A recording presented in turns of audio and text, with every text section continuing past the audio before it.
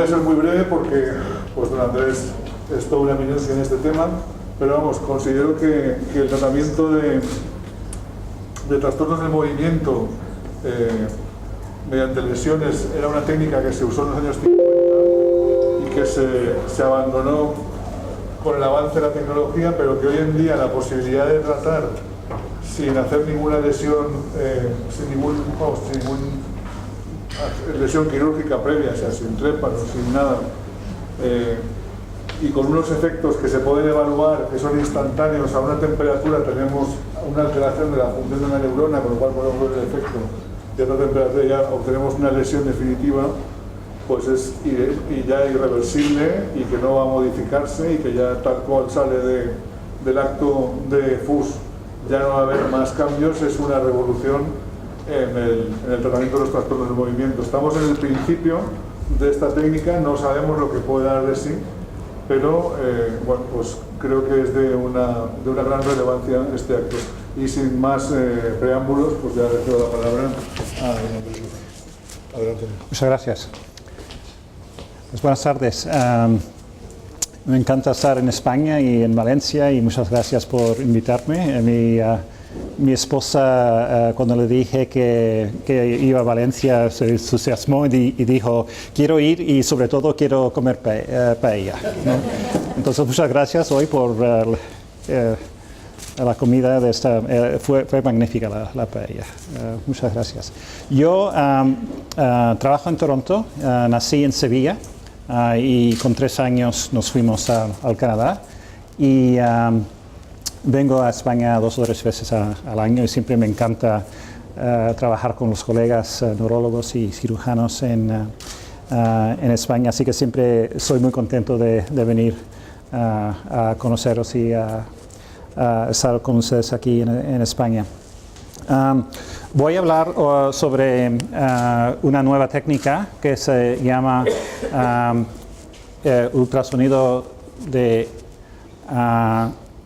alta frecuencia combinado con una resonancia magnética como otra herramienta que podemos utilizar para tratar a nuestros pacientes con trastornos de movimiento y otros tipos de trastornos también.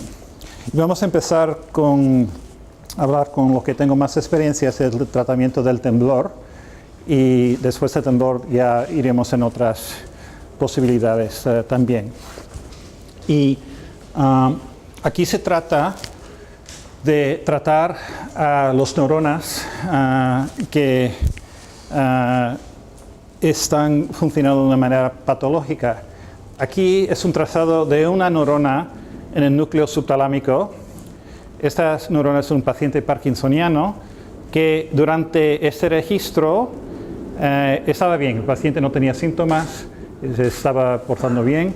Sin embargo, unos minutos después, el paciente empezó a temblar. Y hemos visto que hay un cambio muy importante en la actividad neuronal de estas neuronas.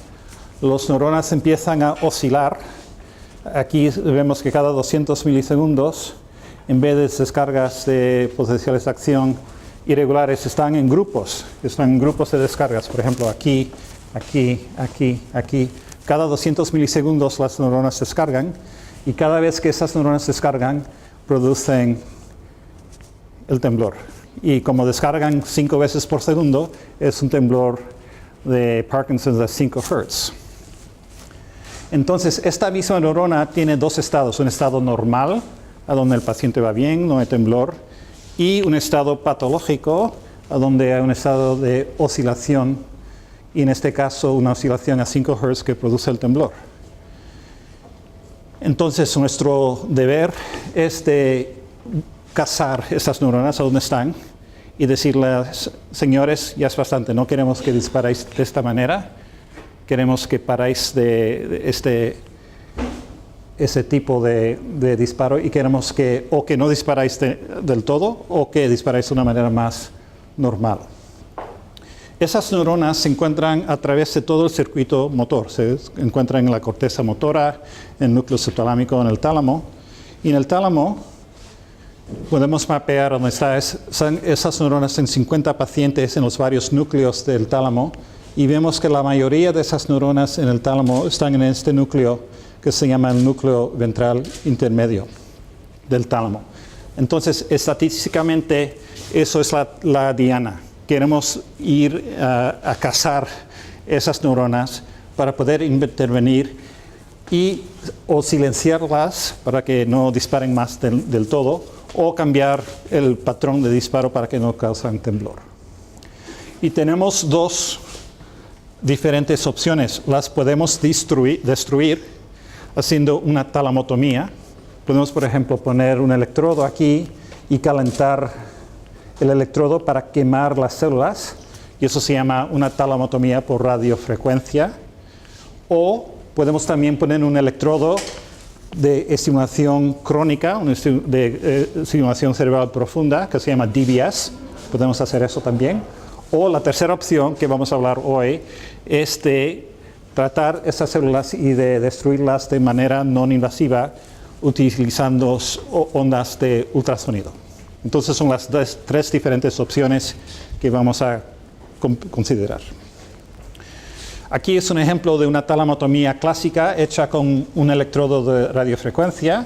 Se hace un agujero de trépano, se introduce el electrodo, se estimula y se hace una lesión para quemar las neuronas. Uno calcula que uno tiene que destrozar unos 30.000 neuronas para eliminar el temblor.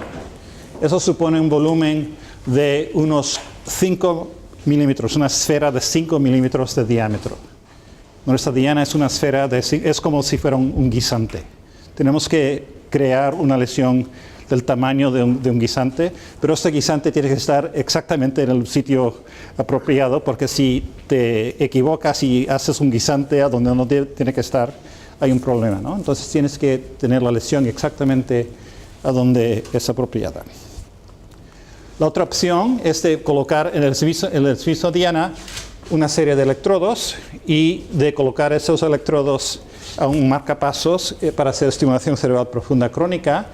Y en este ejemplo se coloca el electrodo aquí y se pone un marcapaso. Y ese tipo de cirugía ya está hecha en varios centros y el doctor Guterres es un experto en este tipo de cirugía de estimulación cerebral profunda.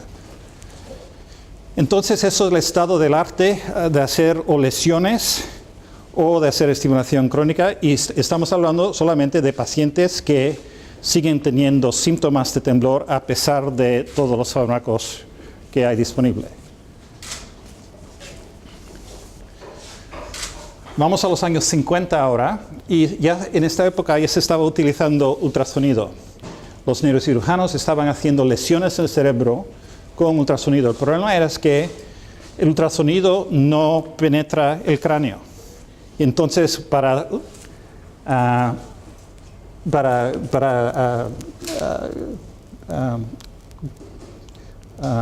tratar de ese problema, habría que abrir el cráneo y poner la sonda de ultrasonido aquí. Y si hacías eso, dabas las ondas de ultrasonido y hacías una lesión. Entonces eso no tienes interés porque tienes que abrir el cráneo y poner la sonda, eso no es interesante, ¿no? Entonces lo que ha pasado es que con el tiempo ha habido dos avances importantes. El primero es que en vez de utilizar una sonda, utilizamos 1024 fuentes de ultrasonido. Esas fuentes de ultrasonido están en un casco y las 1024 fuentes penetran y se enfocan en un punto en el cerebro. Y aunque 90% de la energía del ultrasonido está captada por el cráneo, 10% de cada de esos rayos atraviesa el cráneo y lo podemos enfocar en un lugar específico de 1 milímetro o 2 en el cerebro. Eso es como utilizar una lupa para quemar un agujero en un pedazo de papel con el sol, ¿no? Pones la lupa y quemas el agujero en el papel porque puedes enfocar los rayos del sol. Entonces aquí estamos enfocando 1000 rayos de ultrasonido en una diana específica. Eso ha sido el concepto por lo cual podemos utilizar esa técnica. El segundo avance es que todo esto se está haciendo dentro de una resonancia magnética.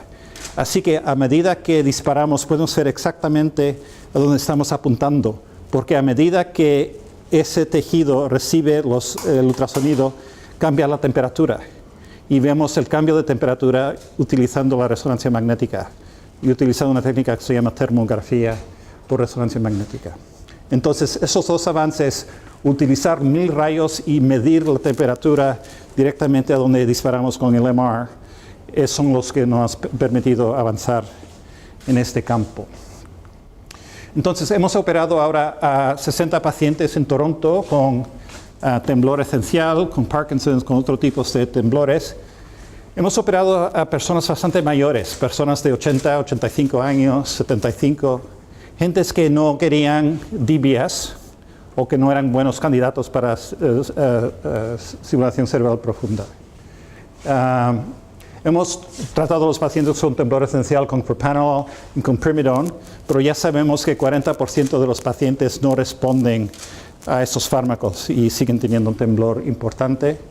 Todos los pacientes que hemos operado, le hemos ofrecido estimulación cerebral profunda, radiofrecuencia o ultrasonido, y todos estos han puesto la mano para ultrasonido, han escogido ultrasonido. Eran candidatos para las 3 operaciones, sin embargo, los pacientes, esos 60 pacientes, escogieron tener el ultrasonido en vez de las otras posibilidades. Pero las 3 las hemos ofrecido a los pacientes y son ellos los que han decidido que querían tener el ultrasonido.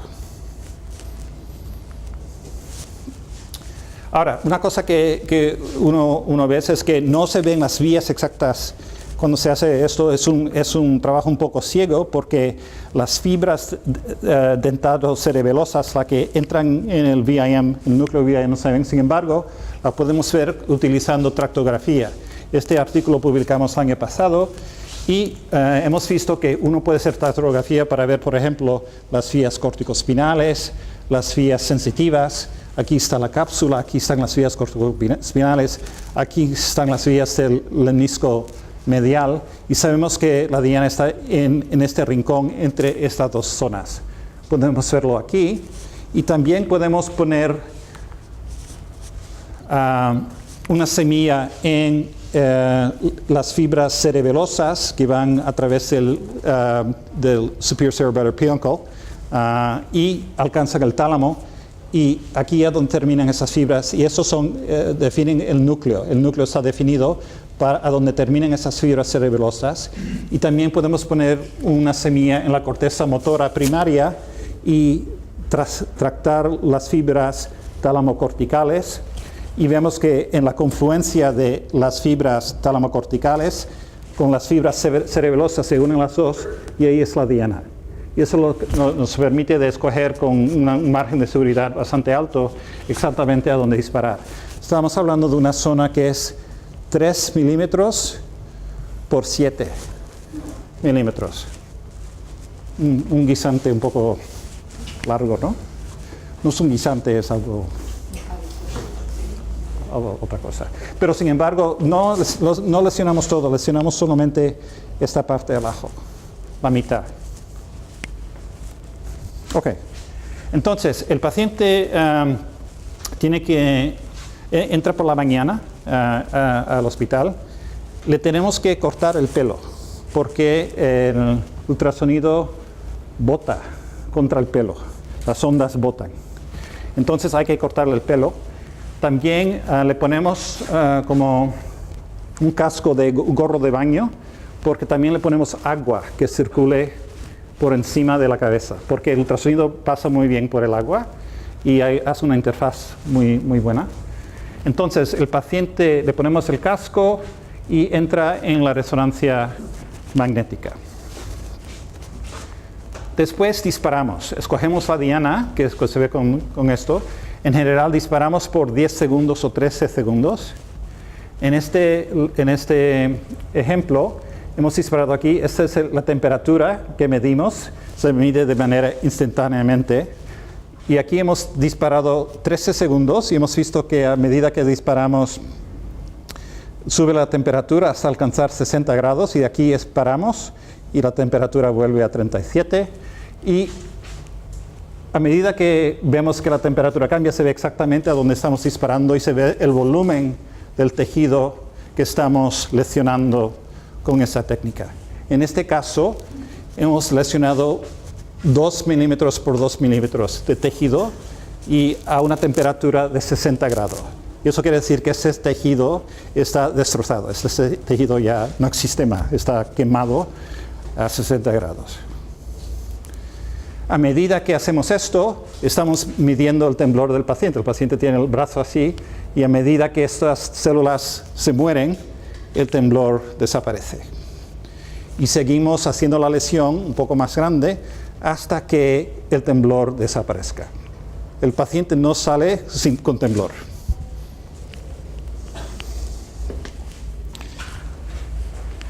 El aspecto de esto, inmediatamente vemos que una lesión en resonancia es el primer día después de la cirugía. Aquí estamos una semana después, se ve que hay un poco de edema alrededor de la talamotomía. Después de un mes es más pequeño y aquí después de 90 días más pequeño. Después de un año no se puede ver lesión. Es como si no hubiera pasado nada, no se ve. Es como si hubiera desaparecido la lesión. Bueno, ¿qué son los efectos clínicos? Es un señor de 62 años, es ingeniero, que no puede trabajar por el temblor. Ese señor, hemos tenido suerte, no le teníamos que cortar el pelo porque ya era calvo. No era necesario, no hemos ahorrado eso. Y viene por la mañana y le hacemos el vídeo de cómo está el temblor y entra en la resonancia y aquí está. Es un paciente con temblor esencial, tiene síntomas por 30 años, empezó cuando tenía 30 años y ahora tiene 62 años. Y a medida que con el tiempo el temblor se le iba de peor a peor y tomaba 2 fármacos, Primidone y Propranolol, pero sin embargo tenía este tipo de temblor.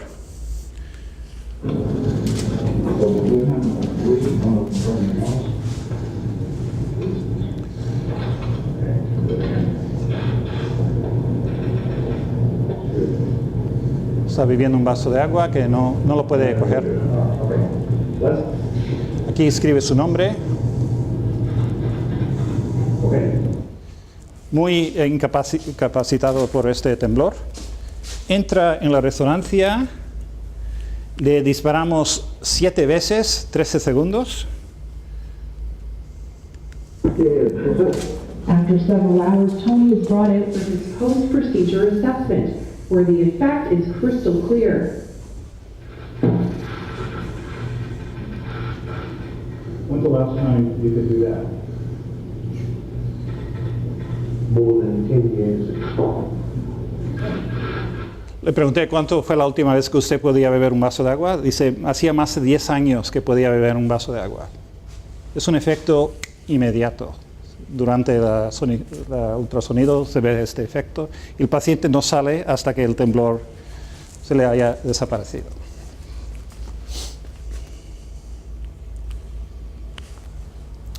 Esta técnica lo hemos publicado hace unos meses en el New England, en un estudio multicéntrico. Hubo 7 centros en Estados Unidos y Canadá. Era un estudio a doble ciego, a donde había 76 pacientes y 1/3 de los pacientes eran sham. Quiere decir que entraban en la máquina esta, pero no se le ponía el ultrasonido. Y el paciente no se le decía que iba a estar tratado o no. Un placebo. 1/3 era un placebo y los 2/3 eran de verdad. Y era doble ciego, ni el paciente ni los médicos sabían, ¿no? Bueno, entonces medimos la escala de temblor. Y los pacientes que tenían temblor y se le encendía el ultrasonido, el temblor disminuía inmediatamente. Aquí era al principio y después del tratamiento, una mejoría del temblor, de la escala de temblor importante inmediatamente y que se mantiene a 1 año. Sin embargo, los pacientes que entraban en la máquina y no se les daba el ultrasonido, empezaron con un score de 16 y se quedaron ahí, no hubo mejoría, ¿no? Los pacientes después de 3 meses, si no estaban satisfechos con el resultado, podían pasar de el brazo placebo al brazo activo y todos quisieron pasar, todos los que estaban primero en el placebo se trasladaron a el brazo activo del tratamiento. ¿Qué son los efectos secundarios en los pacientes? Porque siempre hay que ver el beneficio y los efectos secundarios. Resulta que algunos de los pacientes tenían parestesias o hormigueros. Sí, sí. Adormecimiento. Okay. No es una palabra que utilizo mucho. Al principio 38% de los pacientes y después de un año 14% de los pacientes seguían con este problema de dormimiento de los dedos o de la boca. Y eso es porque la lesión fue demasiado grande. La lesión se extendió al núcleo detrás, que es el núcleo sensitivo, ¿no? Entonces yo creo que esto es producido por haber sido la lesión demasiado grande. El otro problema que hemos visto es que en ciertos pacientes tienen un problema de equilibrio y es un problema a donde puede ser, por ejemplo, el 4 o 5% de los pacientes que ellos, si lo ves andando, andan bien, pero sin embargo ellos dicen que no se sienten tan seguros cuando andan. Andan bien y no se caen, pero dicen que no se sienten seguros y eso ha ocurrido entre 5 y 10% de los pacientes. Yo creo que eso también es porque la lesión ha sido demasiado grande. Y aquí lo que se trata es de hacer la lesión bastante grande para que no vuelva el temblor, para que no haya recidiva, pero sino no hacerla demasiado grande para tener problemas. Y esto es el arte, ¿no? Hay que saber hasta dónde uno puede ir con la lesión y a dónde hay que parar. Y aquí es a donde cuenta la experiencia y saber cuánto hay que hacer y cuándo hay que parar, ¿no? Ok. Entonces, otra cosa que es importante es que hasta ahora estamos haciendo estas lesiones solamente unilaterales, porque tenemos miedo de lo que pasaría si se hace de manera bilateral. Y la razón que tenemos miedo es que hemos visto, ahora está publicado esto, hemos visto que en el pasado, cuando se hacía lesiones en el tálamo para trastornos de movimientos unilaterales, había un cierto porcentaje, entre 9 y 20% de los pacientes que tenían un problema del lenguaje, pero cuando se hace lesiones bilaterales, un 40% de pacientes que tuvieron problemas del lenguaje, de dysarthria o disfonia o disfasia. Y es por eso que hasta ahora nos da miedo de hacer las sesiones de los dos lados y de momento solo hacemos una lesión de manera unilateral. En el futuro vamos a empezar a hacer las bilaterales, hacer lesiones pequeñitas, a ver si podemos acertar exactamente a dónde podemos hacerla. Pero yo creo que hasta ahora una de las ventajas del DBS sobre las lesiones es que el DBS se puede hacer bilateralmente y si hay un problema de trastornos de la palabra se puede apagar. Sin embargo, con esto de momento solo estamos haciendo la lesión de manera unilateral. Bueno, hasta ahora es dicho que eso se puede utilizar en el tálamo para hacer lesiones en el temblor, pero esta técnica también quizás se podría utilizar para otras cosas. Por ejemplo, si tienes un foco de epilepsia, ¿por qué no hacer ultrasonido para lesionar el foco de epilepsia? Es algo, o si tienes un tumor, ¿por qué no utilizar los rayos de ultrasonido para quemar un tumor? Es dos ejemplos, por ejemplo, si tienes dolor o si tienes un problema psiquiátrico, uno puede hacer lesiones. Así que le voy a dar unos ejemplos de otros trastornos a donde quizás se podría considerar también utilizar esta técnica, trastornos que no son temblor. Las paleotomías se hacían desde los años 50. Aquí es la paleotomía del Excel. Nosotros con Jorge Guridi, que es de Navarra, escribimos un artículo sobre la historia de la paleotomía. Y nosotros en Toronto hemos hecho paleotomías, ya hemos hecho casi 1000 paleotomías. Es una operación que se hacía con bastante frecuencia en la enfermedad de Parkinson's. Y ahora estamos haciendo palidotomías también con el ultrasonido. Aquí hemos visto la primera palidotomía que hemos hecho. Aquí son con pacientes mayores, un paciente con 80 años, con diskinesias y rigidez. Que un paciente que no quería tener DBS, pero sin embargo, que con 80 años nos parecía razonable que estuviera este proceso de una mujer y ha tenido un resultado muy bueno, donde las diskinesias se han desaparecido. Entonces ya estamos empezando a tratar también enfermos con Parkinson's, con rigidez, con diskinesias, con fluctuaciones motóricas también. También hay otras enfermedades, por ejemplo, las enfermedades psiquiátricas como el trastorno obsesivo-compulsivo se pueden hacer capsulotomías. Y aquí es el primer artículo de capsulotomías hechas con ultrasonido. Aquí es un artículo de dolor, donde ha habido talamotomías bilaterales producidas con ultrasonido para el dolor, el tratamiento del dolor central. Otra cosa interesante es que no solamente se puede utilizar el ultrasonido para hacer lesiones, pero también se puede utilizar para estimular el cerebro. También se puede mapear. Antes de quemar, puedes mapear para predecir, predict, lo que va a ocurrir si haces una lesión. Puedes estimular para ver qué pasaría si hago una lesión aquí. Y le voy a mostrar en este ejemplo. Es una rata que le están estimulando con el ultrasonido, aquí en 1 Hz. Pero aquí está la rata y se ven que cada vez que le dan el ultrasonido hay una activación del sistema corticoespinal. Entonces, lo que le quiero indicar es que el ultrasonido no solamente se puede utilizar para hacer lesiones, pero también se puede utilizar para estimular y se puede hacer un mapeo de las varias dianas. Antes de hacer una lesión, uno puede mapear para predecir lo que va a pasar si uno hace una lesión. Que es algo que puede, yo creo, aumentar los beneficios de la cirugía y reducir los efectos secundarios. Esta técnica parece ser que no solamente sirve en los animales, pero también uno puede estimular la corteza de los humanos. Por ejemplo, aquí la corteza sensitiva, utilizando focused ultrasound también se puede estimular y los pacientes tienen parestesias cuando estimulas la corteza sensitiva. Eso es a través del cráneo, como si fuera transcranial magnetic stimulation, es igual, pero utilizando ultrasonido en vez de TMS. También se puede estimular la corteza visual. Los pacientes ven fosfines, ven luces cuando estimulas la corteza visual. Entonces eso puede ser útil para mapear el cerebro. Si tienes un tumor, por ejemplo, y quieres saber a dónde está la corteza visual en relación al tumor, puedes utilizar esta técnica para saber a dónde tienes que navegar.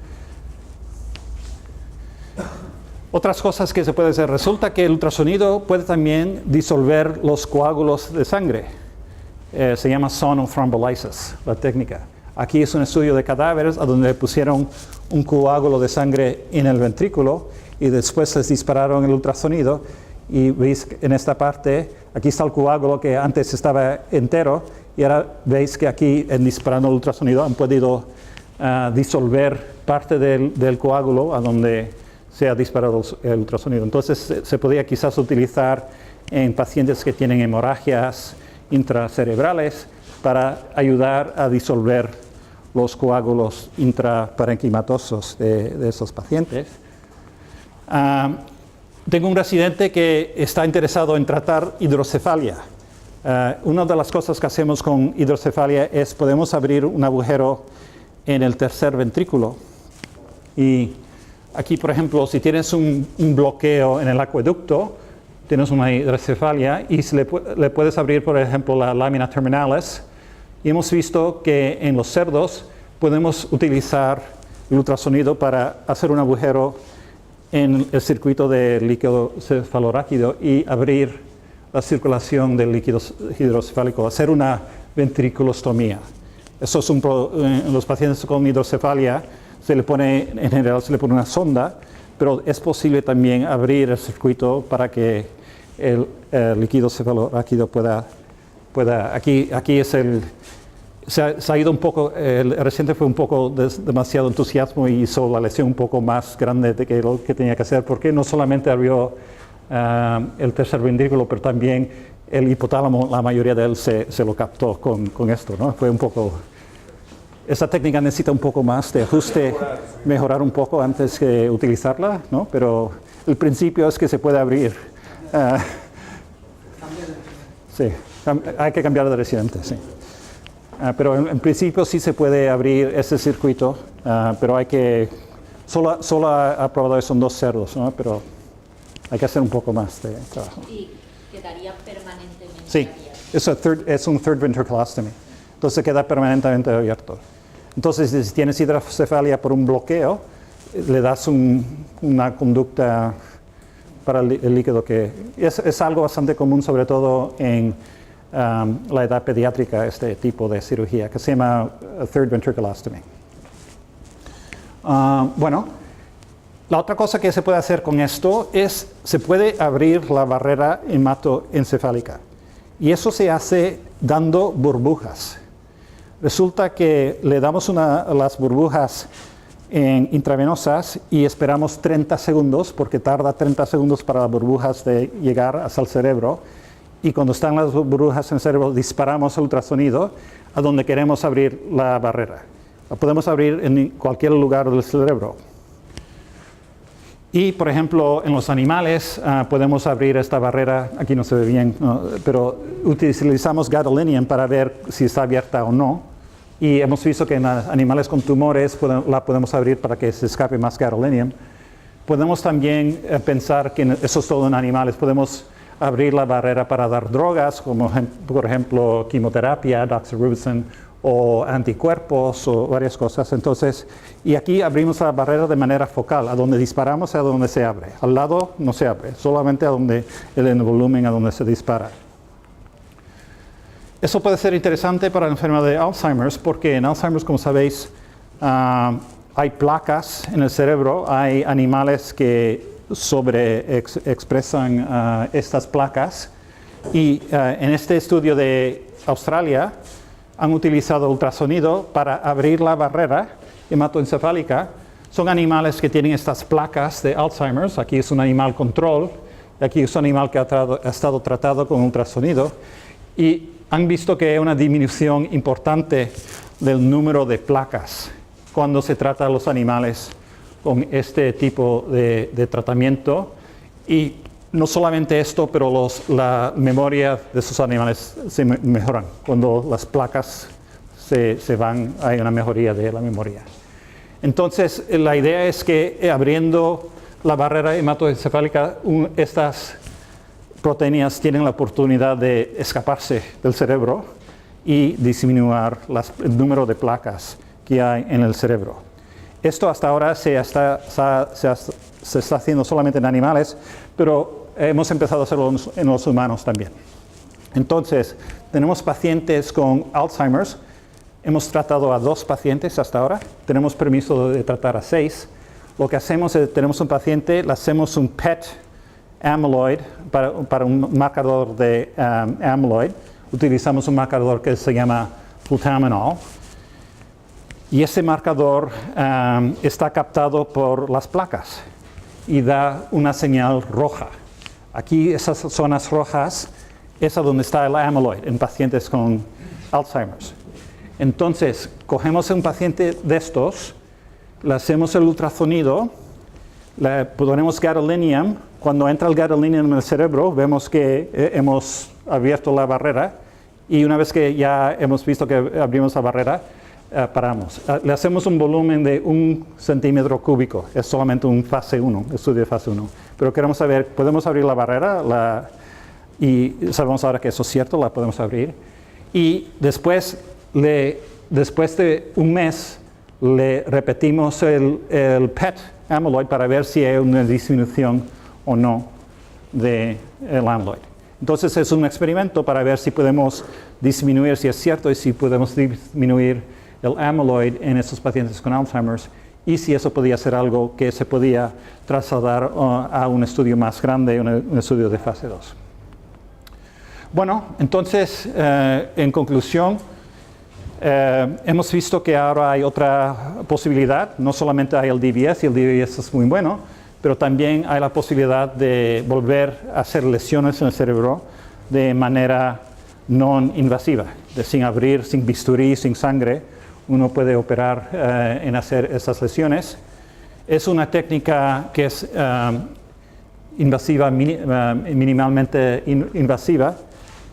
Los pacientes, cuando le das la oportunidad de escoger de una operación con DBS o una operación con ultrasonido o con radiofrecuencia, la mayoría están escogiendo el ultrasonido porque creen que es menos invasivo, menos peligroso. Entonces los pacientes son los que están pidiendo esto. Nosotros creemos que para el temblor, por ejemplo, es equivalente tener el DBS o tener esto, pero sin embargo los pacientes prefieren esto. Una cosa que es interesante es que hasta ahora lo estamos haciendo los cirujanos, pero también los neurólogos se están interesando más y más porque es algo que no tienes que operar y los neurólogos están pensando, no me parece tan difícil, quizás yo debería también de entrar en este campo y de hacer este tipo de cirugía, y sabemos que hay varios centros en el mundo con ultrasonido donde son los neurólogos que están dirigiendo el programa. Entonces es algo siempre interesante, ¿no? El borde entre esto es en el dominio de la neurología o en el dominio de la neurocirugía o de los radiólogos. No sabemos a dónde esto va a caer en el futuro. Pero sí es cierto que hay muchos pacientes que no quieren cirugía de ninguna manera, pero sin embargo que sí están dispuestos y que escogen a tener este tipo de cirugía con ultrasonido. La primera cosa que hemos hecho de temblor, sobre todo el temblor esencial, como le he explicado, pero la próxima cosa que estamos haciendo es el Parkinson's, y la próxima cosa después de eso va a ser la epilepsia. Vamos a tratar pacientes epilépticos con focos precisos con este tipo de cirugía. Entonces tenemos un plan de varias indicaciones, no, esas son las 3 primeras, pero una lista bastante larga, pero esas son las tres primeras. Lo que hemos visto hasta ahora también, y uno de los problemas es que hasta ahora no nos atrevimos a hacer lesiones bilaterales, nos da demasiado miedo por los efectos secundarios, pero yo creo que con el tiempo vamos a entender mejor cómo evitar los problemas, sobre todo del lenguaje, y en el futuro yo creo que se va a poder hacer lesiones bilaterales. Ahora queremos ver también que hay ciertos pacientes que tienen una recurrencia del temblor, entre 5 y 10% del paciente después de un año el temblor vuelve, y es quizás un problema de plasticidad del cerebro, y hay pacientes ya que ya le hemos operado 2 veces, que le hemos hecho el ultrasonido una vez y una segunda vez, y ya se han quedado bien la segunda vez. Y la hipótesis es que la primera vez hicimos la lesión demasiado pequeña, y había que hacerla más grande, y eso es lo que hemos hecho.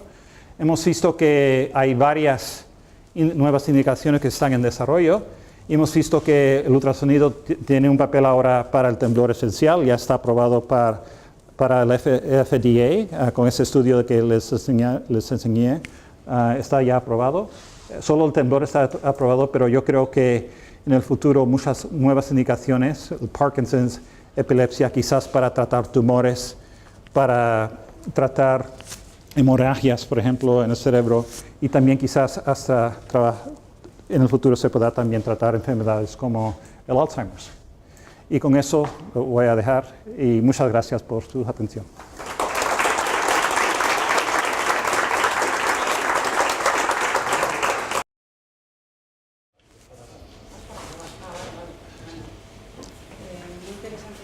Gracias.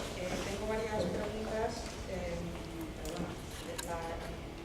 A lo último que ha comentado, como el temblor vuelve, a lo mejor no es que la lesión sea demasiado grande o sea pequeña, la lesión que se hace con los ultrasonidos, es que hay que tener en cuenta que en el Parkinson la enfermedad sigue progresando. Sí. Entonces, como la enfermedad sigue progresando, hay más neuronas dopaminérgicas que mueren, Sí. se vuelven a alterar la conectividad, y a lo mejor en realidad lo que le está pasando al paciente no es que la técnica haya fallado, sino que a lo mejor lo que le está pasando al paciente es que necesita una sesión más, porque está progresando su patología.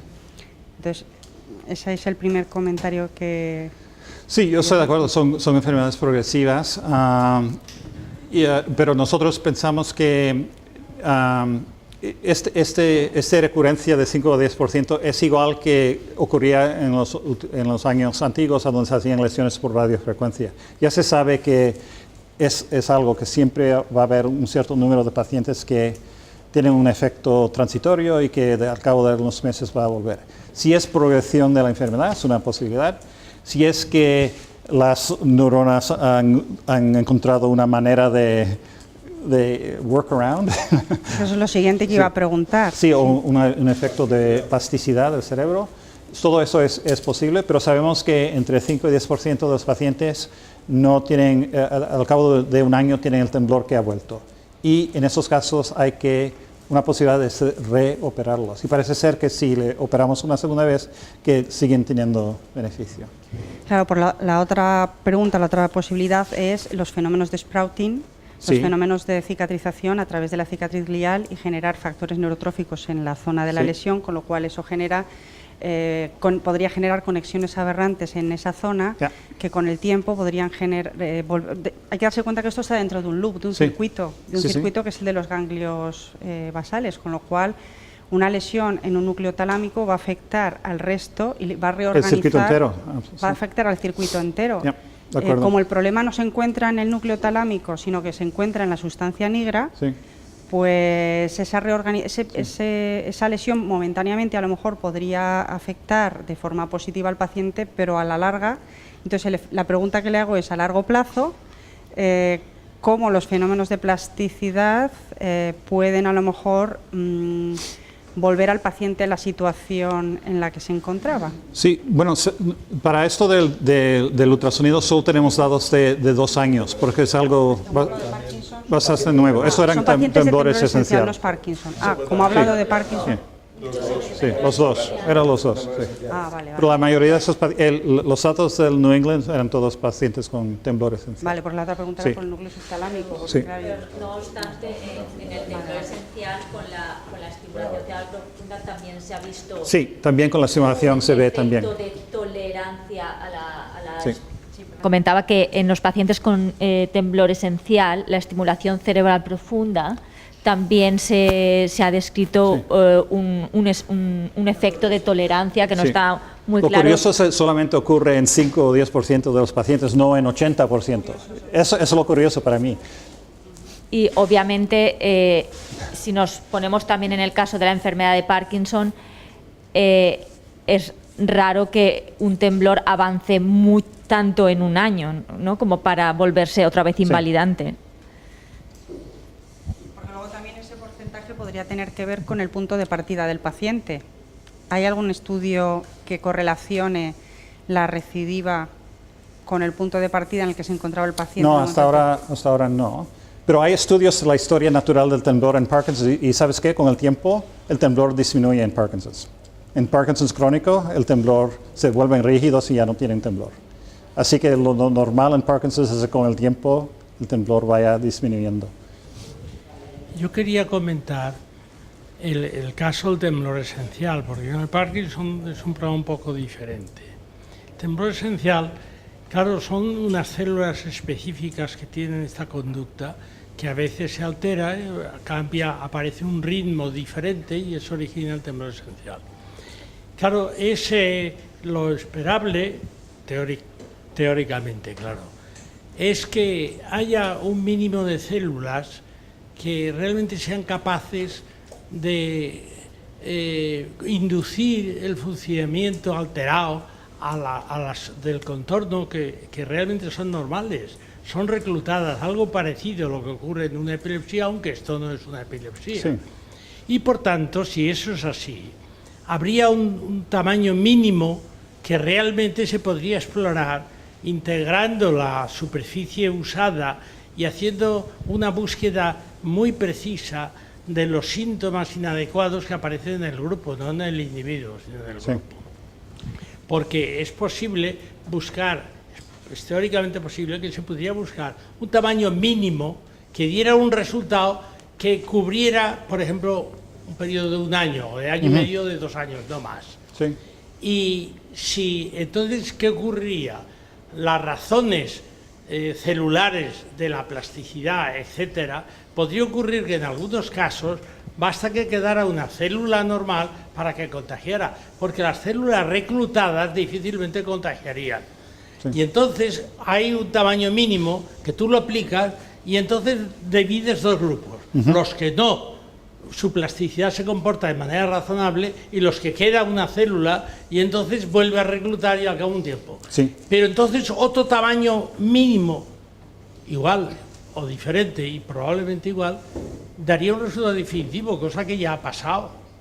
A mí me parece que lo que realmente hay que hacer, y es seguro que es lo que están haciendo ustedes, o sea que no es que yo voy a hacer descubrir nada, es que si se hace un estudio de la superficie real mínima usada, estudiando de manera fina todos los síntomas de inconveniente que puede haber en el grupo, y no necesitas demasiados enfermos para ver eso porque se ve bien, entonces resulta que tú tratas de usar lo mínimo, explorar lo mínimo posible, sabiendo que en un porcentaje mayor o menor necesitarás repetirlo al año y medio, a los 2 años o cuando sea. Me parece que eso maximaría la seguridad y optimaría el resultado. Porque el problema realmente de necrosar en exceso, pues es poco controlable.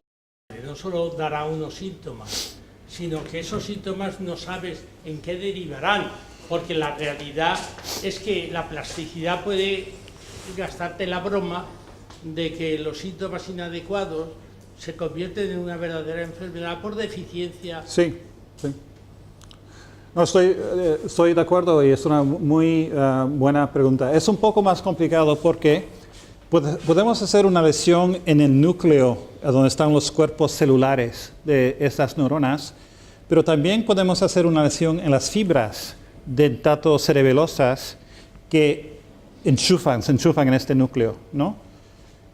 Hemos procurado de calcular el número de neuronas que es necesario desinactivar para tener un efecto sobre el temblor, teniendo en cuenta también que hay una somatotopía. Hay temblor en la pierna, en la cara, en la mano. Hemos hecho experimentos a donde hemos inyectado Mucimol, es un agonista GABAérgico, directamente en las células del tálamo. Y hemos medido la difusión de estas. Las neuronas aquí son grandes, son neuronas de 60 micrones, son las más grandes del tálamo. Y hemos calculado que para parar el temblor en la mano hay que desinactivar 25.000 neuronas. Es el volumen mínimo que hay que desactivar. Pero también se puede conseguir el mismo resultado haciendo una lesión debajo del tálamo, en una lesión en los axones que proyectan hacia el tálamo. Entonces es no solamente una cuestión de cuántas neuronas, pero también cuántas neuronas hay que deaferenciar. Cuando las desaferencias también cambian el patrón de descarga y puede haber una mejoría del temblor. Pero para el número que pensamos que es necesario son 25.000 neuronas.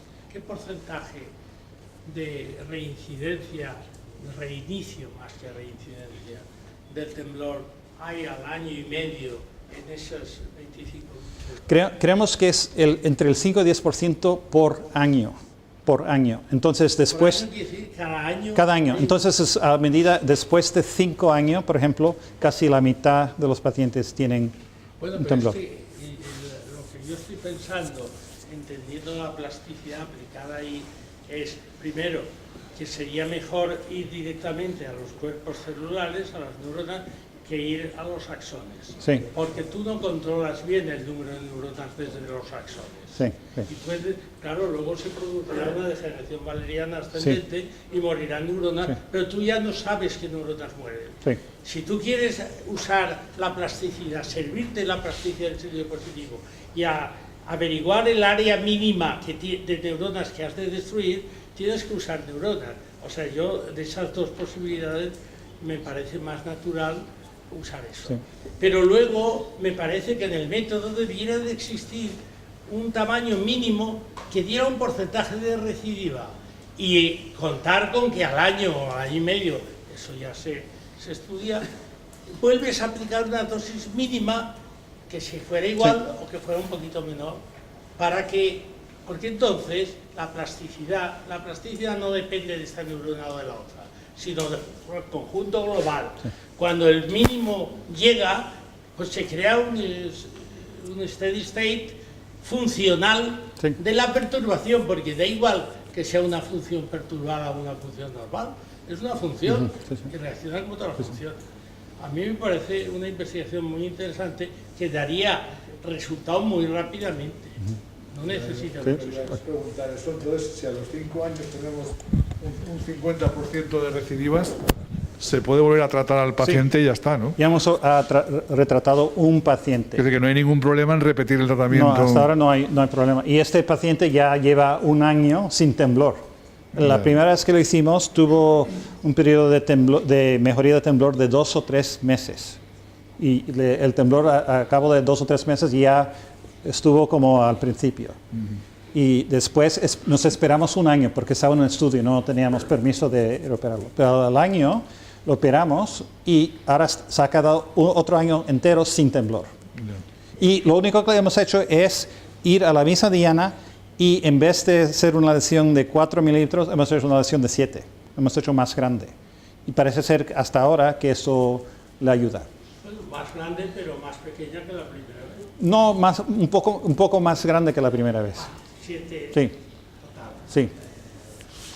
De todos modos, yo no esperaría los 5 años, porque claro, si el 50% es en 5 años, tenemos un estudio programado y controlado.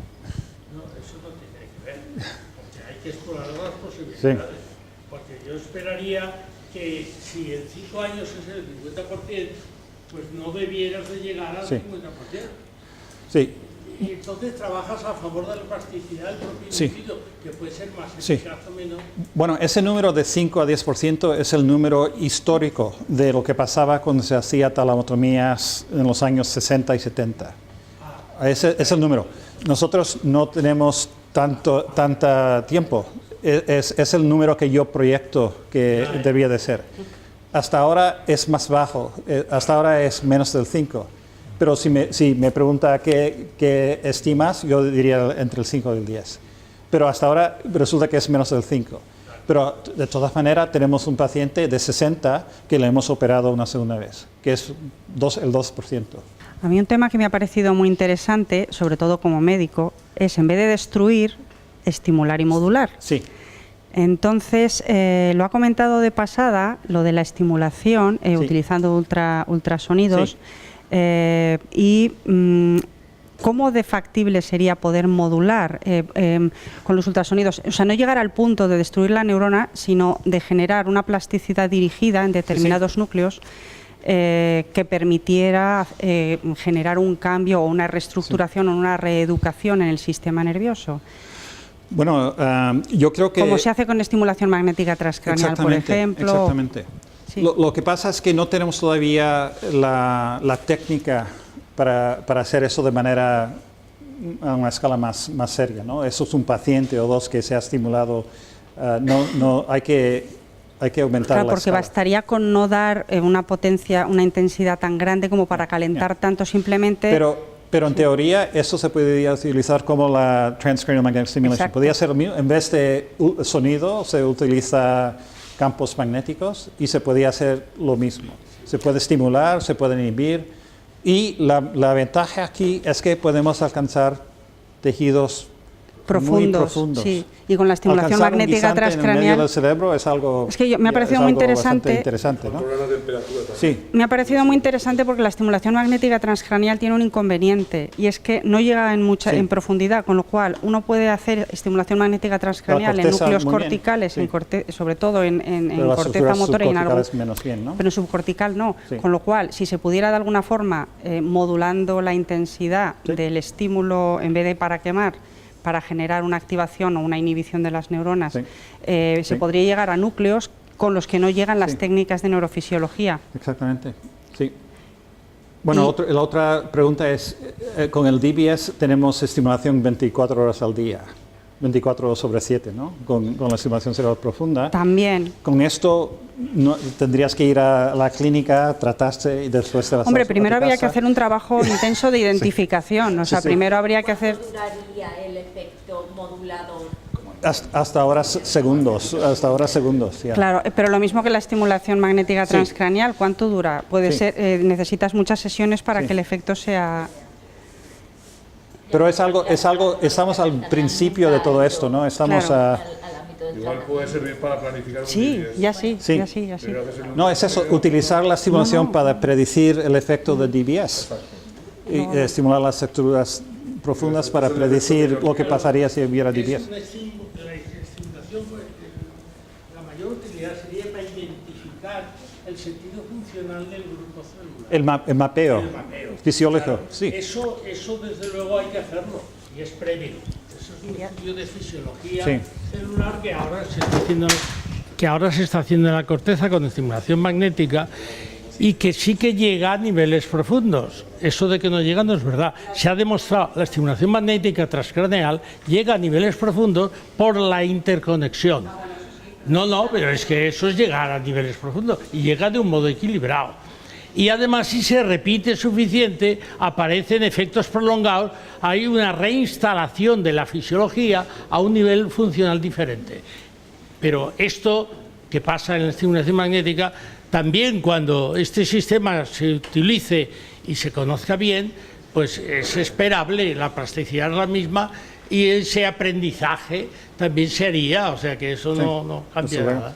sí. La importancia, a mi parecer mayor, es que puede matar de manera cualitativa células, puede estimular células muy concretas y el aprendizaje posterior, tú puedes hacer una lesión no temporal, porque la magnética solo es una lesión también, pero es una lesión temporal que se va sola. Y a veces es útil hacer lesiones temporales definitivas.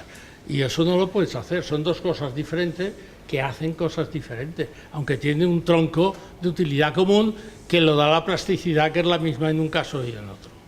En los pacientes de Alzheimer, Sí. hicisteis el PET Un PET antes ¿Y el para medir amyloid. y el de después todavía no lo... Después te lo cuento en una semana. Vale. Lo acabamos de operar hace 2 semanas. En el Alzheimer's lo que hacemos es un paciente, le hacemos el amyloid PET para ver que tienen amyloid. Después le ponemos en el ultrasonido, en la máquina de ultrasonido, y le hacemos 1 centímetro cúbico de abrir la barrera hematoencefálica.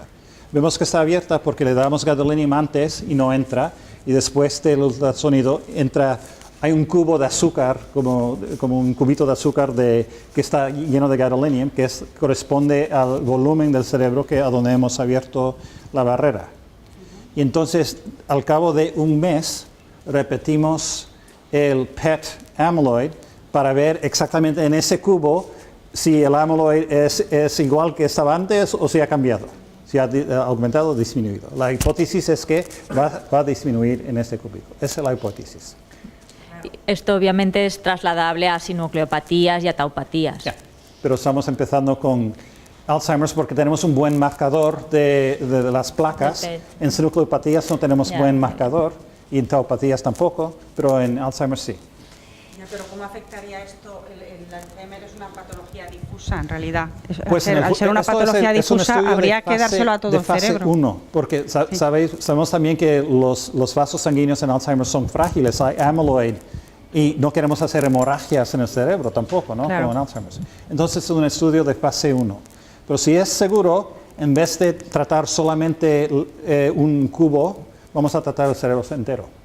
Vamos a hacer scanning ultrasound. En todo el este cerebro. caso supongo que sería con una intensidad que no echamos, Es una que no intensidad echamos de cara a 1000 la veces menos que utilizamos para hacer lesión. Vale, sí, porque si no... Sí, utilizamos como 5 watts de energía. 5 watts, una bombilla es como 100 watts. Son 5 watts, que es nada. Pero la otra cosa que quería preguntar es el efecto de los ultrasonidos, porque el protocolo que aplicáis supongo yo que será siempre una frecuencia y una intensidad, pero las neuronas tienen, dependiendo de los subtipos, su propia frecuencia de disparo. Sí. y su propia sincronicidad. Sí. Lo que quiere decir que la pregunta es, ¿el ultrasonido que se aplica responden de forma diferente neuronas cuyo patrón de disparo neurofisiológico sea distinto? El ultrasonido es o on o off, es una frecuencia on, muy off. alta, Vale. son 650 Yo sigo pensando en la modulación. megahertz, es una frecuencia, es algo que es on or off, ¿no? Durante esa época. Yo sigo pensando en la aplicación sobre la modulación más que en la destrucción de neuronas, porque para la No, pero modulación es un eso sí que método podría, de o para la producir excitabilidad. action potentials en neuronas. Y mientras que está puesto el ultrasonido durante ese periodo, están descargando y hay movimientos, por ejemplo, o los pacientes ven la luz o tienen parestesias. Sí, pregunto esto porque en las técnicas de estimulación, para modular o para excitar o para inhibir, sí que se tiene en cuenta Sí. en qué fase de disparo están las neuronas. Sí. Entonces, por paralelismo, yo supondría que también, si se Sí. pretende estimular, inhibir o modular, habría que tener en cuenta primero el subtipo, el tipo de neurotransmisor que tiene la Sí. neurona. No sería lo mismo una neurona Sí. GABAérgica que una colinérgica, y en qué fase se encuentra, porque una cosa que se hace en Sí. neurofisiología... Pero los ejemplos que son los ejemplos que han ocurrido en los últimos 12 meses. Eso es todo nuevo, todo nuevo. El universo está abierto. Es que me parece interesantísimo y creo que se puede Hay que aprender explorar mucho de otros lo planetas, sí. que se puede aprender mucho de lo que se ha hecho Sí. a nivel de neurofisiología. Estamos empezando. Sí, Es sí. el objetivo de esta reunión. Se puede aprender mucho de lo que se ha hecho en Sí, neurofisiología sí, porque todo no, esto ya porque se ha todo lo que se ha planteado. hecho con TMS, Claro, por ejemplo, se puede exacto. trasladar a esto. Exacto. Es otro método de activar o de inhibir neuronas. Es otra herramienta. Es que el problema que se están encontrando los neurofisiólogos que están aplicando estas técnicas es que hay una variabilidad tremenda entre pacientes y se están dando cuenta que esta variabilidad no depende de la aplicación de la técnica en sí, sino que depende del estado en el que se encuentra el cerebro de cada uno de los Sí. pacientes. Ujú. Sí, Entonces sí. aquí podría ser exactamente Sí, sí. parecido. Sí. ¿De acuerdo? Sí, bueno, muchas gracias por la charla. Mi pregunta es más simple, más dirigida a las aplicaciones ya ahora a corto plazo. Cuando has dicho que para el GPI, o sea, que habéis utilizado el GPI para Sí. las discinesias, ¿cuántos? Paleotomías. Sí, ¿ha sido bilateral? No, También unilateral. sí, hasta ahora todo unilateral. Nos da demasiado miedo. También en el hasta ahora. GPI. Sí, también.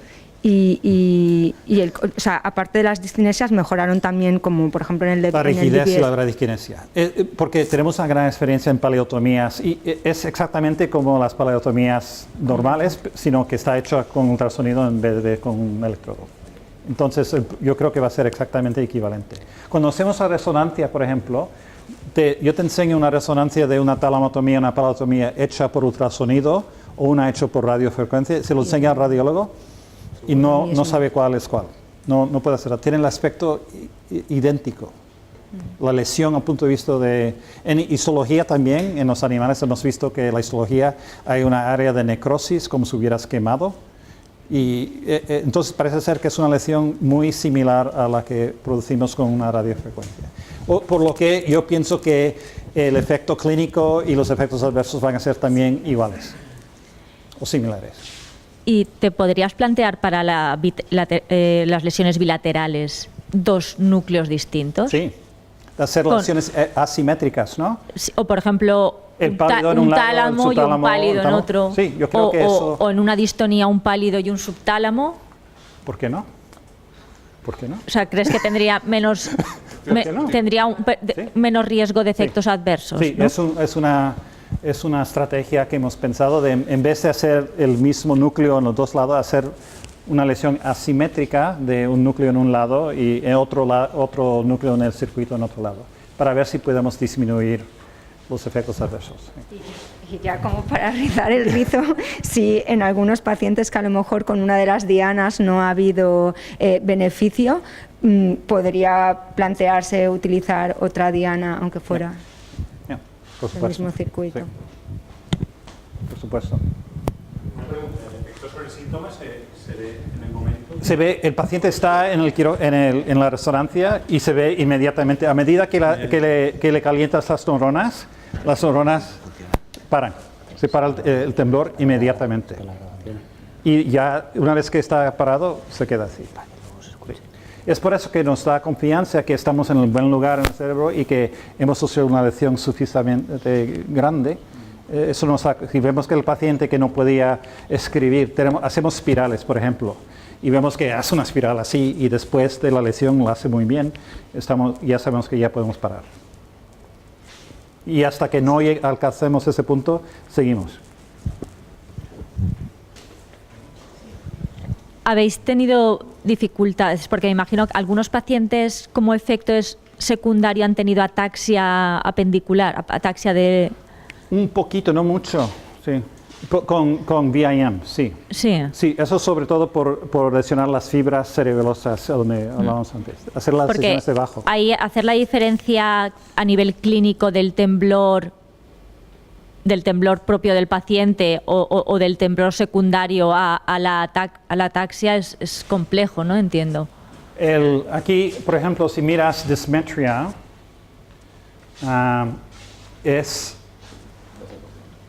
¿qué línea es? ¿Es esta? Sí. 4%. Un poquito.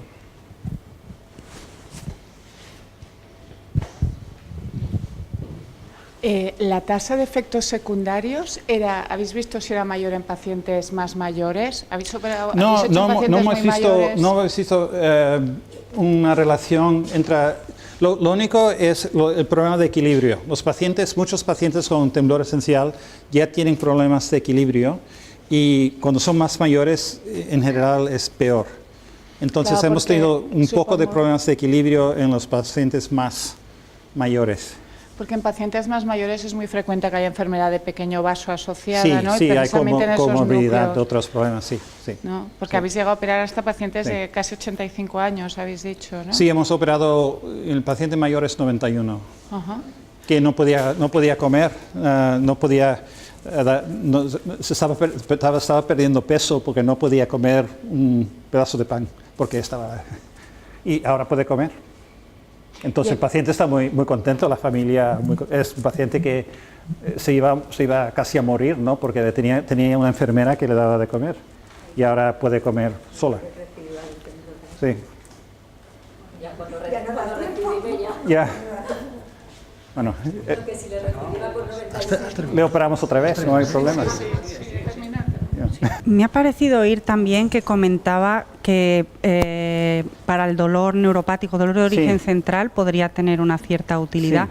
¿Cuál es la experiencia que hay en este sentido? Bueno, eso es un centro en Suiza, el cirujano se llama Jean Monod y hace lesiones bilaterales de los núcleos intralaminares del cerebro. Tálamo. Y es el único lugar en el mundo que tiene esta experiencia. Yo en general no me lo creo.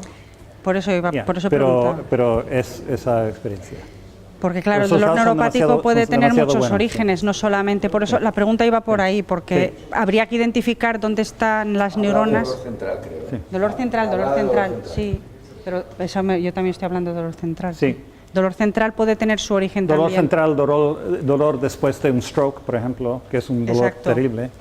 Son los problemas peores. No el dolor periférico, sino el central, exacto. Sí. Y él dice que 60% de los pacientes están mejor después de esas Por ejemplo, nosotros trabajamos con personas con lesión de la médula espinal. Entonces, las personas con lesión medular tienen un dolor de origen central, pero cuyo origen se piensa que se debe a una reorganización a nivel cortical. Un efecto de maladaptive plasticity. Es una maladaptación del cerebro y por eso se genera dolor neuropático, en cuyo caso habría que identificar dónde está esa maladaptación. Y yo iba por ahí, un poco encaminado, porque claro... Si se incide siempre sobre los núcleos intralaminares y el origen no se encuentra a lo mejor en otro sitio, en una mala adaptación, primero habría que identificar dónde está esa mala adaptación. Puede servir para explorar entonces el ultrasonido, ¿no? Para mapear, podría servir para explorar. Para mapear. Utilizando la simulación, por ejemplo, podemos mapear qué efectos tendría de estimular en este lugar o en este sobre el síntoma, que sea dolor o que sea otra cosa. Sería interesante verlo para eso, sí, también, para mapear. Hola, yo no vengo del mundo de la neurología, sin embargo lo que yo he escuchado es el tratamiento con rayos gamma. ¿Qué diferencia habría del ultrasonido versus los rayos gamma? El ultrasonido versus la radiocirugía con cobalto de Gamma Knife, por ejemplo, sí. Bueno, es una buena pregunta. El Gamma Knife utiliza 201 fuentes de cobalto 60 y da rayos gamma. Y eso hace una lesión también, pero dos cosas. Primero, que no se puede estimular con esto, no estimulas.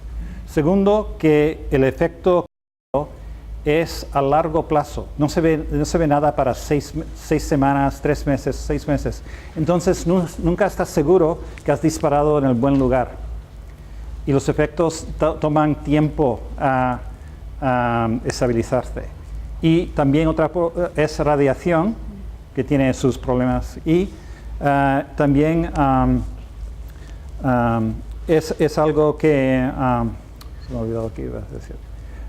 Es algo que no... Hay pacientes a donde la radiobiología haces una lesión pequeña, de, por ejemplo, 120 Gray, y tienes una necrosis enorme de centímetros de radionecrosis. Entonces no es tan fiable porque hay pacientes que le das una dosis muy pequeña de radiación y sin embargo tienen algo que decimos un runaway lesion, a donde crece la lesión cada semana y se vuelven hemipléjicos y todo eso. Y eso ha pasado en pacientes con Parkinson's que se le ha hecho talamotomías con cobalto, que pensabas que ibas a hacer una lesión de 4 milímetros y resulta que es una lesión de 4 centímetros. Y eso lo que pasa es que cuando pasas un desastre y nunca puedes saber antes de hacer la cirugía si le va a ocurrir a ese paciente. Y yo creo que eso, y además que no sabes exactamente si has tratado, porque el paciente tiene temblor, lo tratas con eso y está exactamente igual. No hay cambio inmediato. Entonces nunca estás seguro que has hecho el tratamiento apropiado. La clave es que tú a una temperatura... Tú puedes a una temperatura mapear si estás dándole en el sitio y el temblor desaparece, y una vez estás seguro que estás en el sitio, elevas la temperatura y entonces quemas. Mientras que con la radioterapia eso no lo puedes saber. La radioterapia realmente no quema. No quemas, además, efectivamente. No quema, lo que tú haces es digamos, dañar el ADN, pero no quemas con la radioterapia, realmente, no contra lo que se piensa, porque la energía que depositas con radioterapia es relativamente muy baja comparada con la... ¿Vale? Bueno, pues más o menos entonces como conclusión, sabemos que la terapia que está establecida, vamos, de forma irrefutable es el temblor esencial. Y luego la siguiente terapia que parece que va a entrar es el Parkinson tremórico. En ambos casos la diana es el BIM, ¿no? Sí, y el Parkinson no tremórico también. Va a ser la siguiente, palidotomía. Será la palidotomía. Sí. Todo lo demás estamos todavía pues en los albores de una técnica pues muy prometedora. Y yo tengo entendido que alguno de los centros aquí en España va a empezar un estudio piloto de subtalamotomía. Sí, en Madrid han operado a 12 pacientes con subtalamotomía. Y es como... Yo sé que un paciente o dos han hecho un hemipalismo, que es un problema bastante serio. Para mí, es por eso que yo no creo que es una buena diana. Yo creo que el pálido es mucho más seguro. Pero sería ideal, tenemos muchos estudios que hacer en epilepsia, en Parkinson, sería ideal de teneros parte de ese estudio, un estudio global. Si tenemos más centros, podemos hacer esos estudios, tenemos más pacientes y acelerar el desarrollo de esta rama de la medicina. Así que yo estaría encantado si estáis interesados en esto de uniros con nosotros y de hacer protocolos en común para ver si podemos tratar a más pacientes y a ver si podemos avanzar las fronteras del conocimiento y para ver si podemos acelerar este campo, que para mí es un campo interesante. Muchas gracias.